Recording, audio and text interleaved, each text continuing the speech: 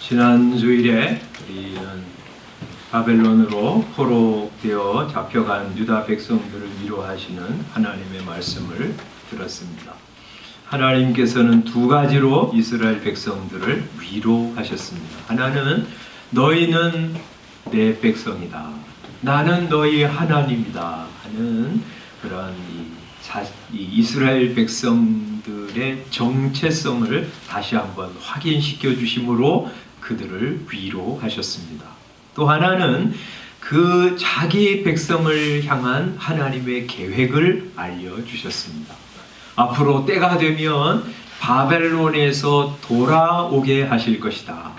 노역의 때가 끝났다고 말씀하셨고, 또 그들의 진짜 문제인 죄를 사하시려고 여호와의 종을 보내주실 것이다 하는 말씀을 우리가 살펴보았습니다. 하나님이 오실 것입니다. 이스라엘을 구원하러 오실 것입니다. 그래서 하나님은 그 하나님을 기다리라고 하시는 말씀을 3절부터 5절까지 해서 말씀하십니다. 자기 백성을 구원하시기 위해서 하나님이 오실 것이다. 그래서 말씀을 선포하는 사람들은 이 여호와의 길을 준비하도록 해라 하고 말씀하시는 내용입니다. 그래서 우리 3절에 보면 이렇게 하나님께서 명령하십니다. 외치는 자의 소리여 말하기를 너희는 광야에서 사막에서 여호와의 길 우리 하나님의 대로를 평탄하게 해라. 그렇게 되면 골짜기마다 도두어지고 이제 골짜기가 올라온다는 거죠. 그래서 이제 하나님이 오는 길 평탄하게 되는 거죠. 산마다 언덕마다 낮아지며 높은 산 언덕들이 낮아져서 하나님이 오실 길 평탄하게 된다는 거예요. 고르지 아니한 곳이 평탄하게 되며 험한 곳이 평지가 될 것이다.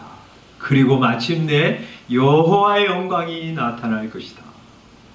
하나님이 친히 세상에 오셔서 자신의 영광을 나타내실 것이다. 그리고 모든 육체들이 그것을 함께 보게 되리라. 이것이 여호와의 말씀이라 하고 선포하고 계십니다.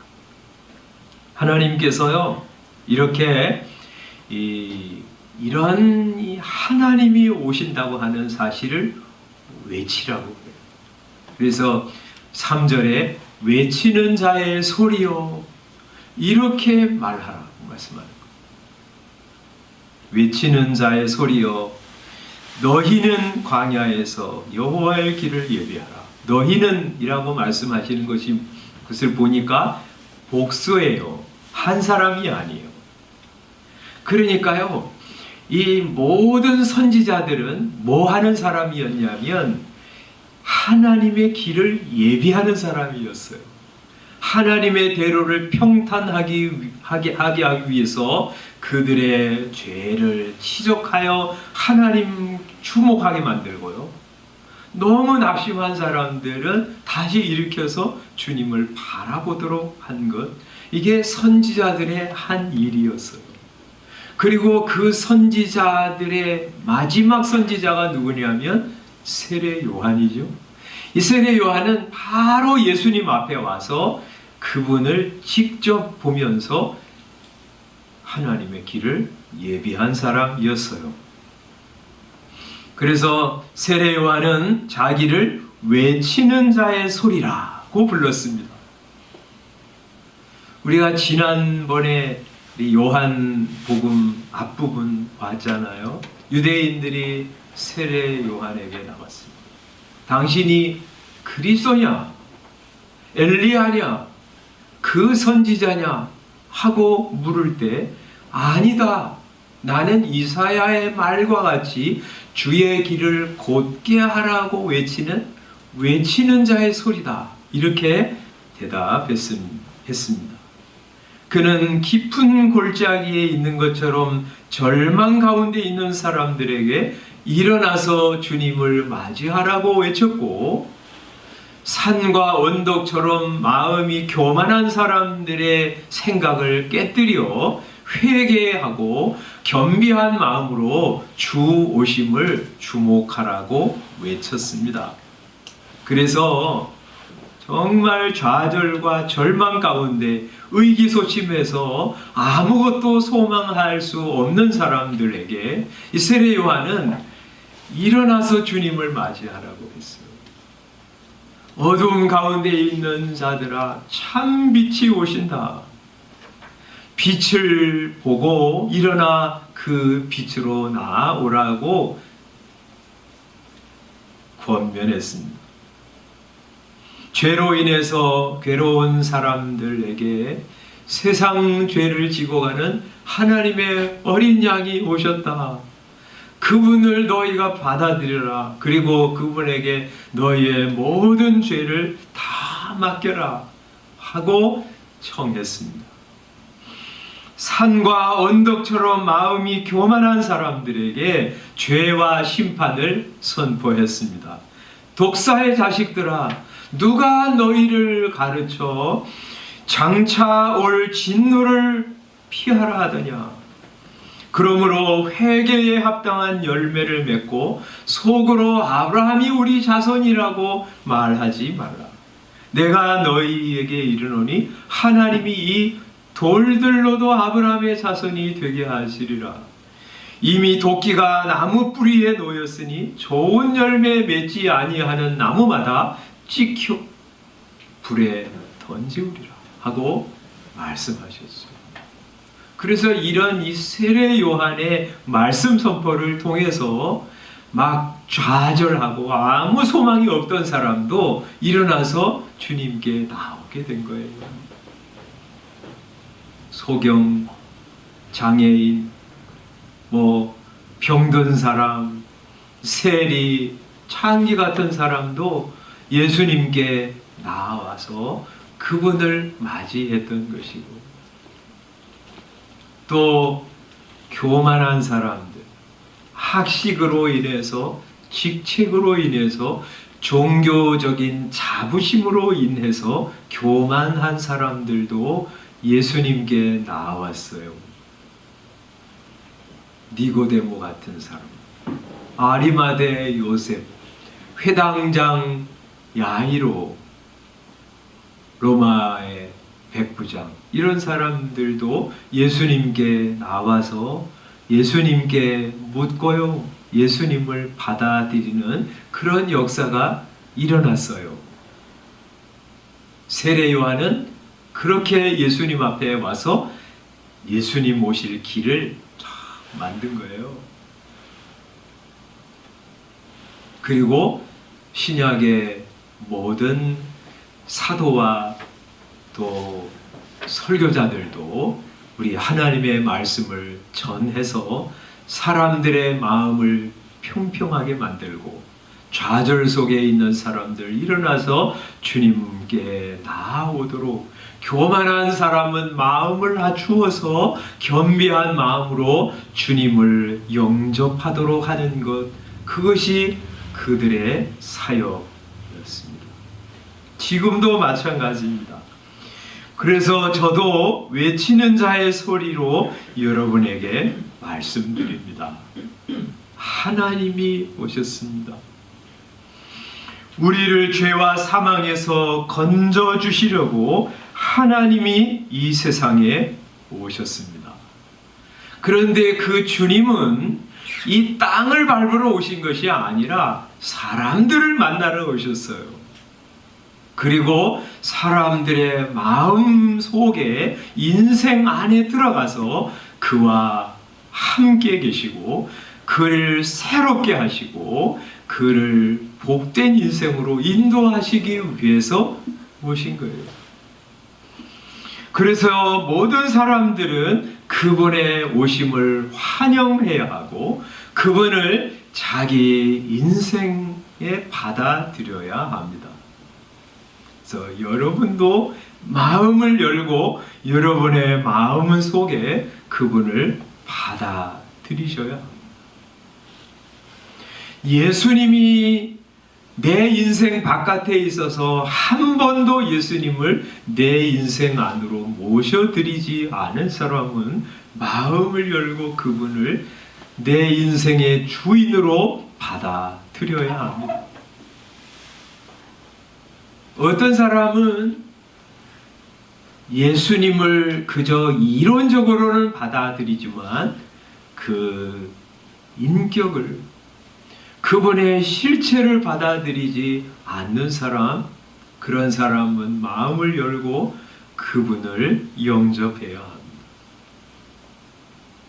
예수님을 마음에 영접하고도 세상의 헛된 것에 마음을 팔려서 그저 예수님 안 계신 것처럼 살아가는 사람, 예수님이 내 인생에 들어오셔서 가장 좋은 자리에 앉으시고 주인이 되시고 내 인생을 인도해 가시도록 맡겨야 합니다. 그래서 요한계시록 3장에 보면 라오디게아 교인들에게 주님은 이렇게 말씀하시죠. 한번 요한계시록 3장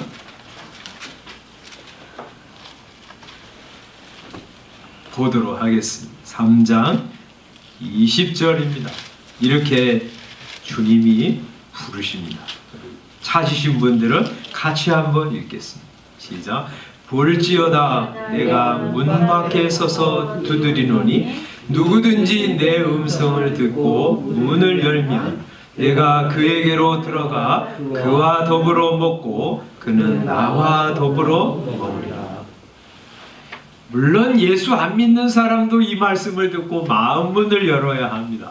그래서 복음을 전할 때 마음 문을 열고 예수님을 영접하세요 하고 우리 전도할 때 이 말씀을 사용하지요. 그러나 이건 꼭 안 믿는 사람들을 향해서 하시는 말씀만은 아닙니다. 여기 이 말씀은 라오디게아 교회에게 보내신 편지예요. 그러니까 예수 믿는 사람들이죠. 그런데 이들은 마치 예수님을 문 밖에 세워둔 것처럼 자기가 주인이 되어 살아가고 있었습니다. 이들은 하나님이 주신 구원 그거 크게 여기지 않고 세상에서 잘 먹고 잘 살고 부유한 것 그것을 크게 여기면서 그것으로 만족하고 살고 있었어요. 그래서 17절에 이렇게 말하잖아요. 내가 말하기를 나는 부자야. 부여하여 부족한 것이 없다. 그런데 주님의 진단은 달랐어요. 그들은 곤고하고 가련하고 가난하고 눈이 멀고 벌거벗은 상태였어요. 그래서 주님 주시는 은혜, 주님을 받아들여서 주님으로부터 금과 같은 그런 주님이 금이야, 주님이 가장 소중한 분이야, 그렇게 살라고 말씀하십니다. 그래서 18절에 이렇게 말씀하죠. 내가 너를 권하노니 내게서 불로 연단한 금을 사서 부요하게 해라. 흰 옷을 사서 입어 벌거벗은 수치를 보이지 않게 하고 안약을 사서 눈에 발라 보게 하라 하고 말씀하십니다.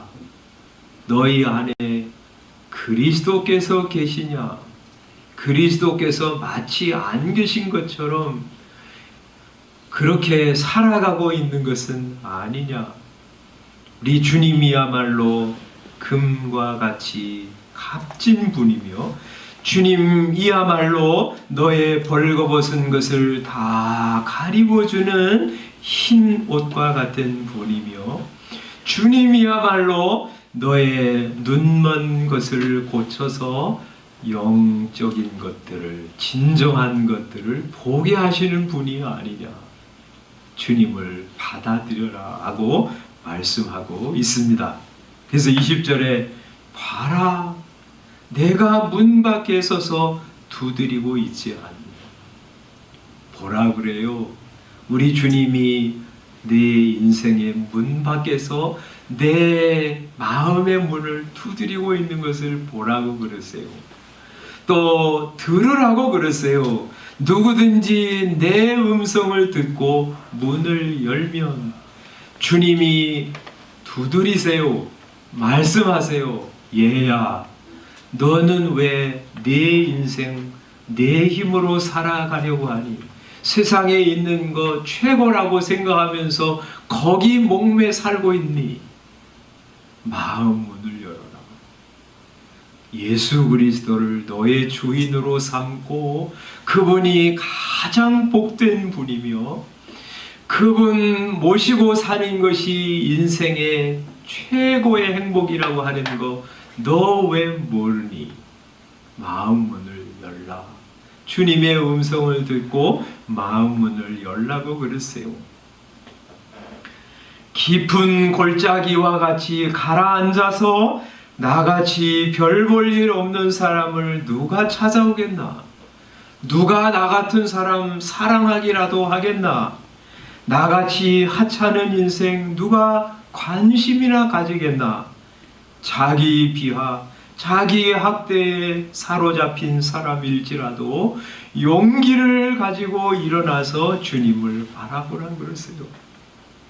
예수님은 사람들이 보기에 하찮은 사람, 사람들 보기에 없어도 될 만한 사람들을 기꺼이 찾아가시고 그들을 만나주시고 그들에게 손을 대시고 그들을 일으켜 주시고 그들을 새롭게 하셔요. 상한 갈대와 같이 쓸모없는 인생, 꺼져가는 심지와 같이 냄새나는 인생, 주님은 마다하지 않으세요. 38년 동안 누워 꼼짝 못하는 베데스다에 누워있는 이 사람들이 볼 때 상한 갈대와 같이요. 갈대도 별 볼 일 없는데 그게 상했으니 뭐 어디 쓸 데가 있겠어요? 아마 이 38년 동안 누워있는 이 병자가 상한 갈대와 같이 사람들이 보기에 아무 쓸데없는 사람이었을 거예요. 근데 주님이 그를 만나시러 베데스다 연못으로 찾아가셔서 네가 낫고자 하느냐 물으시고 그를 일으켜 주십니다. 갈릴리 바다 건너편에 거라사 지방에 사는 군대 귀신 들린 사람. 아마 이 사람은 정말 사람들을 괴롭게 하는 냄새나는 인생, 꺼져가는 심지와 같은 사람이었을 거예요. 그 사람 귀신 들려가지고 행패 부리고 사람들 괴롭게 하니까 사람들이 붙잡아가지고 쇠사슬과 쇠고랑으로 매어놨어요. 얼마나 힘이 센지 쇠사슬과 고랑을 다 끊어버리고 막 활기 도망 다니고 막 그러는 거. 거라사 광야에 가가지고 무덤 사이에 살고 있습니다. 지나갈 수가 없어요. 사람들이 해코지를 당하니까. 그 동네 사람들 다 괴롭게 하면서 야, 저 사람 때문에 정말 살기 힘들어. 그런 냄새에 비우는 사람. 주님께서 갈릴리 풍랑이는 바다를 건너서 그를 만나러 찾아가셨습니다. 군대 귀신을 쫓아내시고 그를 깨끗하게 하셨습니다. 그는 이제 정신이 돌아와서 온전한 마음을 가지고 옷을 입고 주님의 발 앞에 앉아서 주님 가시는 곳, 저도 따라가겠습니다. 그런 사람으로 만드셨어요. 주님께서 하나님이 내게 베푸신 일들을 가서 우리 선포하라. 그래서 그 네가볼리 지방에 가가지고 하나님과 예수 그리스도께서 자기에게 베푸신 놀라운 일들을 다 증거하며 사는 사람이 되게 하셨어요.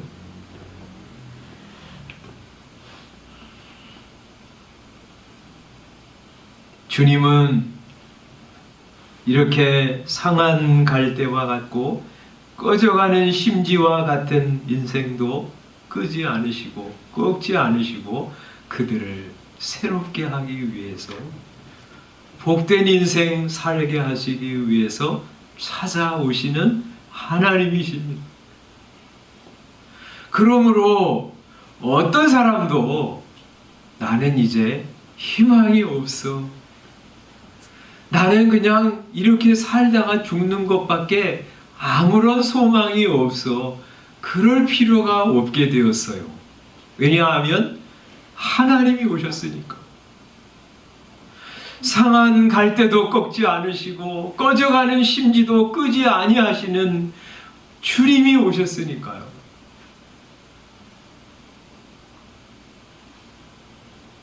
예수님께 오기만 하면 누구든지 예수님을 내 인생에 받아들이기만 하면 그 사람은 새 사람이 됩니다. 새 마음, 새 생각, 새로운 계획, 새 힘을 공급받아서 새 인생을 살아갈 수 있어요.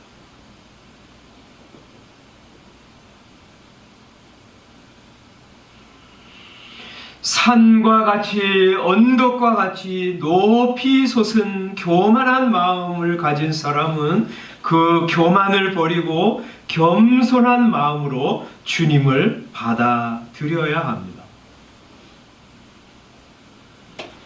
모든 산, 모든 언덕은 낮아져야 합니다. 그런데 문제는 사람들이 자기가 교만한 것을 모른다는 데 있습니다. 왜 교만한지 몰라요?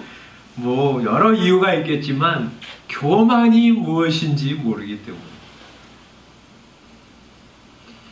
교만은요, 무엇일까요?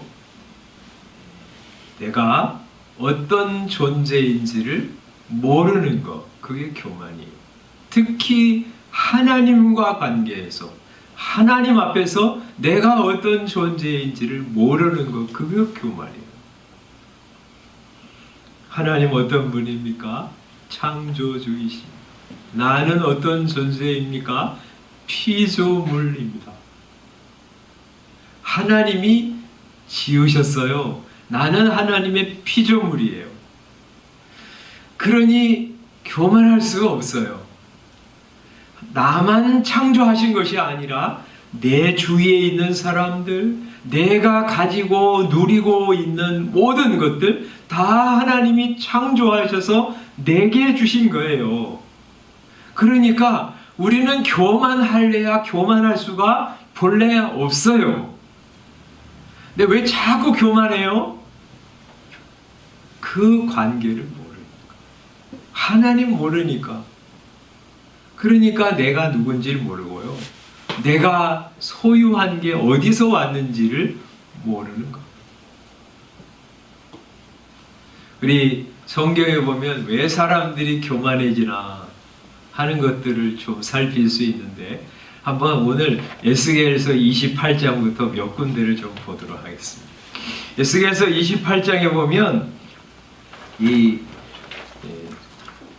두로 왕에 대한 그런 심판을 말씀하시는데, 보면 그런 말씀하세요. 에스겔서 28장 2절 한번 보면 이렇게 말하세요. 인자야, 너는 두로 왕에게 이르기를 주 여호와께서 이같이 말씀하신다. 내 마음이 교만하여 말하기를 나는 신이라. 신이라. 누가요? 두로 왕이 나는 신이라고. 권력의 최정점에 올라가면 사람들이 이렇게 교만해져요. 어느 정도가 교만해져요? 나는 신이야, 막 이런 정도까지. 권력을 가지면 교만하게 돼 있어. 우리나라에도 늘 보는 거 아니에요? 권력자도 얼마나 교만한지 몰라요. 말하는 거 이런 거 보면 참 얼마나 교만한지.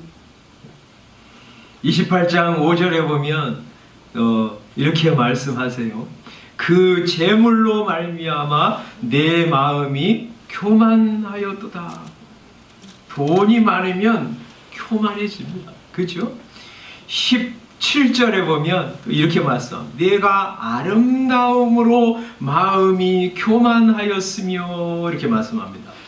사람이 잘생기고 예쁘면요 교만해져요.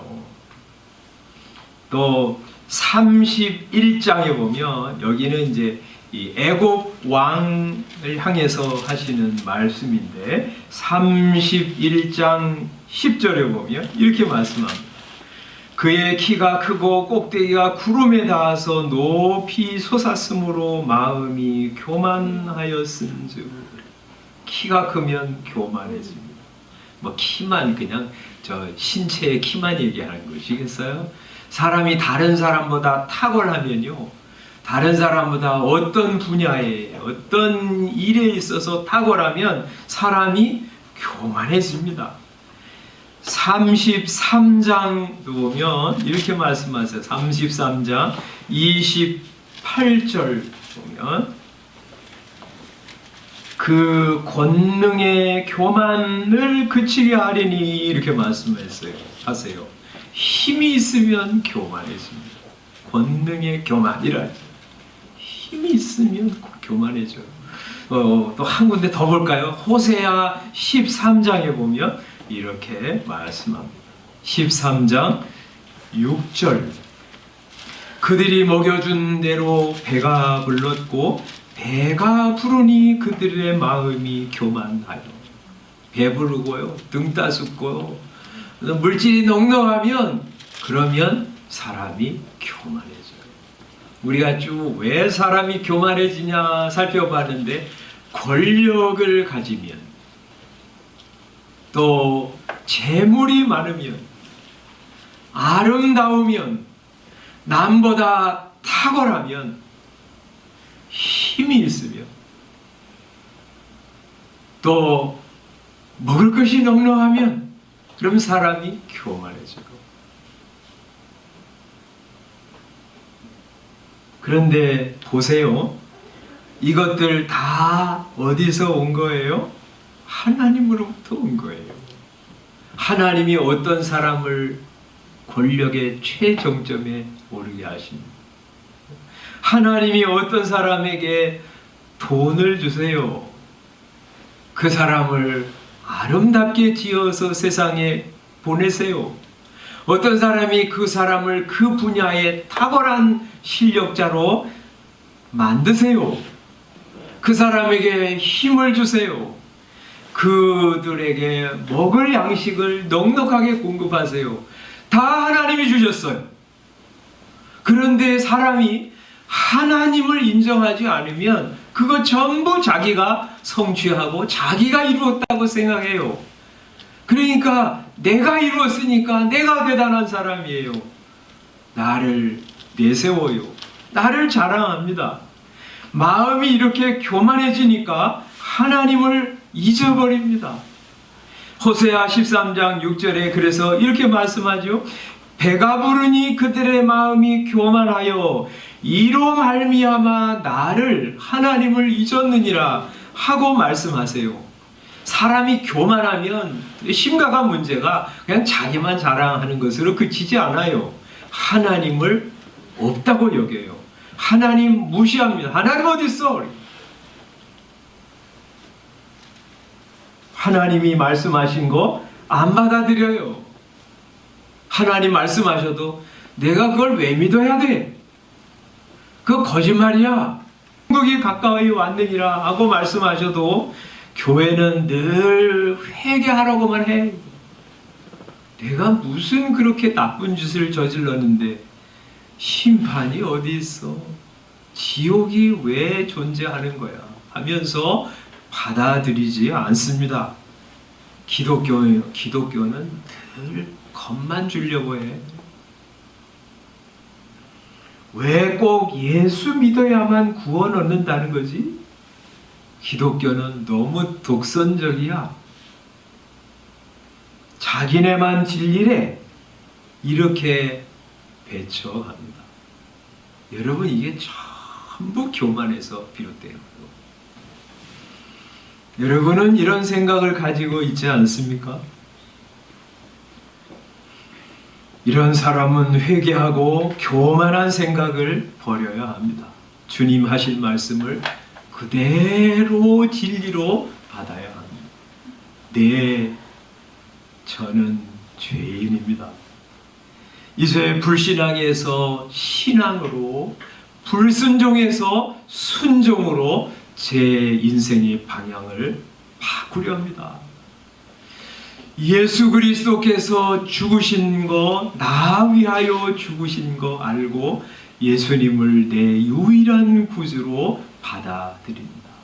예수님 내 안에 들어오셔서 저를 성전 삼으시고 저의 주인이 되어 주소서. 저는 주님의 원하시는 대로 살아가겠습니다. 주님이 제 삶을 복되게 인도하실 줄 제가 믿습니다.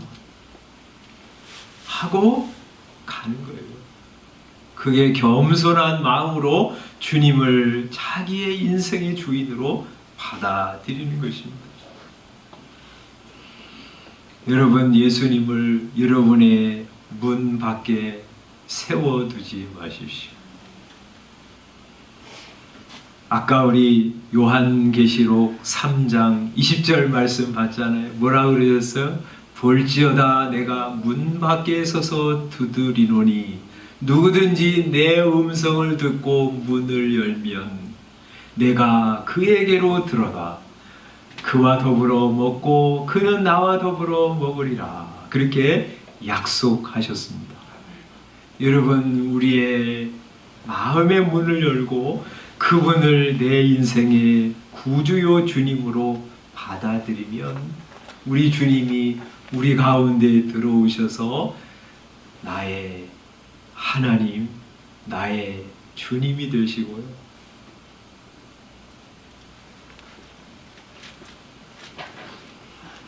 나는 너와 함께 먹고 마시려고 세상에 왔소. 나는 내 안에 있고 너는 내 안에 있자. 나는 너를 사랑하고 너는 나를 사랑하고 나는 너를 기뻐하고 너는 나를 기뻐하는 복된 인생을 살아가자. 나는 너 때문에 기쁘고 너는 나 때문에 기쁜 그런 세상에서 가장 행복한 인생을 살아가자. 주님 그거 위해서 오셨어요.